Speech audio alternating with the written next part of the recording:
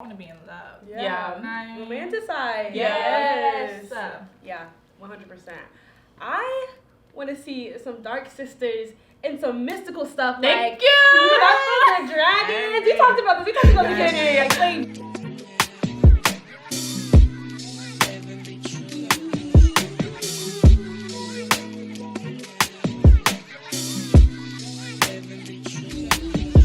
There's peng black girls in my area cold. Dark skin, light skin, medium tones. Perm ting braids got mini afros. Thick lips got hips, some of us don't. Big nose contour, some of us won't. Never wanna put us in the media, bro. Want a fat beauty like Kardashians, no. Want a fat beauty like my auntie got, yo. Wheel up the block, clock, tell her reload it. I've got the camera, my girls are posing.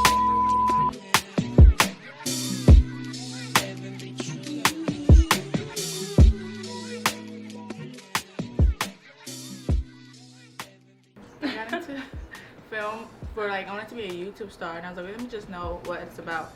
So and then I got into it, and I joined the academy, and then I realized that I like working background and actually finding what fits best with people of my color.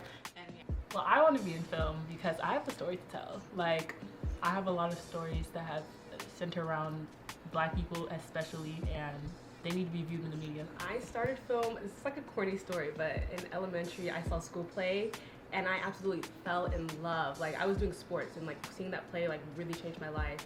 And just seeing when I started getting into and watching film and seeing myself not represented on screen really took a toll on me. I was like, why am I not showing up? So I was like, I made it a purpose and a goal to have people that look like me and represent me and my culture and my experience to be portrayed on screen. Yes, just to always be myself. And a Philando Castile. And figuring it out as I go. I would say it's dark skinned women don't exist. Whenever, if let's say it was a book The Hate You Give, the casting was a dark skinned Black woman. In the book it was a dark skinned Black woman, but then they casted a light skinned woman. And it's just over and over we get replaced with light skinned women where we're supposed to be, shown. And then when we are shown, we're given as aggressive, angry, bro, we're nothing but that. Every time it's a Tyler Perry story, it's always the light-skinned sister getting the best, while the dark-skinned sister had to suffer, go through multiple terrible marriages, and still ends up being the worst villain inside the movie, which doesn't make sense because she was treated wrongly the whole time. Yep. Yeah, literally, it's just crazy how she's always the best. The dark skin's always the best friend. You said, she never is romanticized. She's always, like Liz said, aggressive or just, not portrayed in a beautiful light like the light skin. And, when you look at Hollywood's definition of a Black woman is a light-skinned woman. Yes, always. Never a dark-skinned woman. So, it's crazy. It's constantly people who are in proximity to whiteness. That's why it's the closest thing to white as they can possibly get.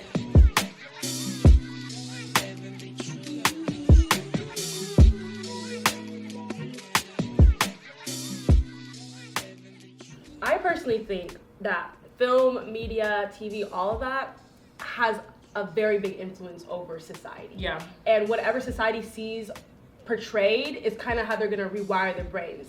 There's this thing TV programs, it's called programs because it programs your mind. And so if we can start having dark-skinned women be shown, just take that initial step and just slowly and surely start programming people, the whole stereotype and the stigma of dark-skinned women will, I believe, can slowly break and deteriorate. Definitely. I want to see some dark sisters and some mystical stuff. Thank you. Dragons. We talked about this. Like playing dragons or The Walking Dead or stuff like that. It's Walking Dead can kind of be reality. But just mystical stuff Harry Potter stuff, cool. Literally magicians, some Black magicians just over here. Yes, thank you, and not on a spin where it's there's some crazy witches and voodoo that. Fun little. Thank you. Yeah. They just do they just do magic. No, seriously, that you're actually right. Oh, the romance one really gets me because truly, for a long time, I really just felt by not seeing myself on screen, inside any type of romance, anything, I really felt almost you're not worthy of how love or somebody's not gonna love you if you're not light enough. Yeah. I always feel I had to change myself to be deserving of love just because I wasn't sitting on film. And I feel if they really include dark skinned women in romance film as a main character, that would really change for many people, especially little kids seeing themselves deserving of love on screen. Yeah, even having dark-skinned Black women, especially in the writer's room, because that's the biggest problem is that, like, the stories that are even being written are already starting off saying mixed girl. Like, it's already starting that. That's already the cast list. That's already it saying she's mixed, and these are her trials and tribulations. When instead, if a dark-skinned woman were to be inside the room writing, it's discussing what a dark-skinned woman would face, and it would also be written out correctly instead. Because I feel like that's something that constantly happens is that when there's not enough dark-skinned people in the room, there's the privileged people who have the privilege of not having to go through what dark-skinned people go through, like colorism and all that. They often discuss their point of view of what they believe it to be, when instead it's like their point of view is often not correct. It's not the reality. Like I agree.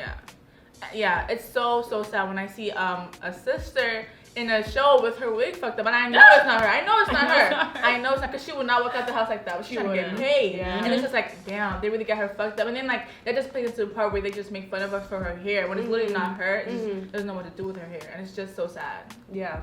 And also, like, I've been on multiple different types of like plays, shoots, anything. I have never came. And they've had my skin tone like ready. The makeup artists have never had my skin tone ready. I consistently come with my makeup done, hair done. I make sure in advance that my hair is already ready for what's going to come, because they cannot like do anything for me. Like they literally have no thought. And even, oh my gosh, something that's actually so like the most stressful is that oftentimes like whoever's casted for hair or whatever, they have no like thought process on what Black hair should look like. Exactly. So it's literally like they're just kind of there like, okay, well, like what would you usually do? And I'm like, they have no what is the character supposed to do? Yeah. And I'm like, so it's, And it's really interesting, like, going off of that, like, as a hairdresser, you should know how to do all types of hair. Which also plays into the fact that just because they learn how to do, like, white hair or, like, hair that isn't kinky or curly, like 4A, 4C, it shows that that type of hair is what's normalized and what society deems as, like, good, pretty much. And then, like, going off of lighting, I've been on so many shoots. Oh my gosh, shake my head. They don't know how to light Black women, dark-skinned Black women especially. And I'm just like, do y'all not learn this? Like, y'all should learn all skin shades when y'all are going through whatever. Going your lighting program. Whatever program you're going to, you should learn every single skin tone. So. Probably chopping up Caleb into little pieces right now, so it seems to me. The fans, they can get, very obsessive. Don't you owe me a drink? As Ava said, it's such a genuine, like, real event. It's the only one my publicist doesn't have to. Without the question. I'm not ready to bring him into this circle just yet. Till one day, the shadow realized. So, an icon in my eyes is Danya Guria. I hope I didn't butcher her name, but she's just literally the epitome of an absolute queen. She's in Walking Dead, she's in Black Panther, like, she's really out here doing what she needs to do.